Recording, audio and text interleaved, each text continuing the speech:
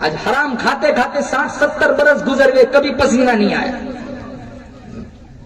سود کھاتے کھاتے زندگیاں ختم ہو گئی، کبھی پسینہ نہیں آیا۔ لوگوں کی ماں بہنوں کو تاڑتے تاڑتے زندگیاں ختم ہو گئی، کبھی پسینہ نہیں آیا۔ مسجدوں کی بے حرمتی کرتے، قرآن کی بے حرمتی کرتے، علماء کی توہین کرتے کرتے زندگیاں ختم ہو گئی، آج تک پسینہ نہیں آیا۔ جن لوگوں کو پسینے آتے تھے ان کی زندگیاں کچھ اور تھی۔ سفیان ثوری رحمت اللہ علیہ کا آخری وقت ہے، کتنے بڑے اللہ والے تھے، ماتھا زمین پر رگڑ رہے۔ کسی نے کہا سفیان تو تو بڑا اللہ والا ہے، بڑے بڑے کتب ابدالوں میں تیرا شمار ہوتا ہے، تجھے کیا فکر؟ کہا نہیں، وہ بڑا بے نیاز ہے، فعال لما یرید ہے، اگر پکڑنے پہ آئے تو 100 سال کے سجدے بھی منہ پہ مار دے، اگر قبول کرنے پہ آئے وہ بنی اسرائیل کی فاحشہ تھی، کتے کو پانی پلایا، 10 قدم دور نہیں گئی تھی، اللہ نے فرمایا تو ہے تو بڑی سیاکار، تو ہے تو بڑی بدکار، لیکن تو نے میری ایک گنگی مخلوق کی پیاس بجھائی، جا جنت واجب۔ اور پکڑنے پہ آئے مسلمانوں 500 سال کے سجدے بھی منہ پہ مار دے۔ اللہ کو کیا ضرورت ہے؟ ہم 4 نماز کیا پڑھے، ساری دنیا کافر نظر آنے لگتی۔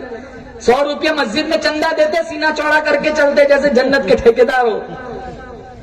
آج ہم اپنے خیال میں متقی بنے پھرتے، خدا کی قسم کل چھلنی لگے گی تب تقویٰ سامنے آئے گا، آج تک پیٹھ پیچھے کیا چلتا رہا۔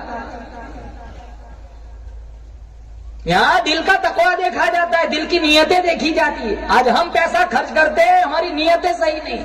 5000 مسجد میں دیتے ہیں، اگر ظہر میں دیے تو عصر میں جھگڑا کرتے، ابھی تک میرا نام بورڈ پہ کیوں نہیں آیا؟ ایسے پیسوں کی اللہ کو کیا ضرورت ہے؟ مدینہ منورہ میں بادشاہ تھا، اس نے مسجد بنائی اور اس کا ایک ذہن تھا کہ اس مسجد میں صرف میرا حصہ لگنا چاہیے اور کسی کا نہیں۔ اتنی عالی شان مسجد بنائی، چاروں طرف اس مسجد کا چرچا ہوا، اور اس مسجد پر اس نے اپنا نام لکھوایا۔ رات کو سویا تو اس نے دیکھا فرشتے آ رہے، اس کا نام ہٹا رہے اور ایک عورت کا نام لکھ رہے۔ صبح بگل بجائے فوجیوں کو اکٹھا کیا، جاؤ مسجد کے پاس دیکھو کس کا نام لکھا ہوا ہے۔ وہ سارے فوجی گئے، کہا بادشاہ علی جناب کسی عورت کا نام لکھا ہوا نہیں ہے، آپ ہی کا نام لکھا ہوا ہے۔ اگلے روز پھر سویا، پھر یہی خواب دیکھا، فرشتے اس کا نام ہٹا رہے، ایک عورت کا نام لکھ رہے۔ اس نے دوسرے دن پھر فوجیوں کو بھیجا، جاؤ دیکھ کے آؤ۔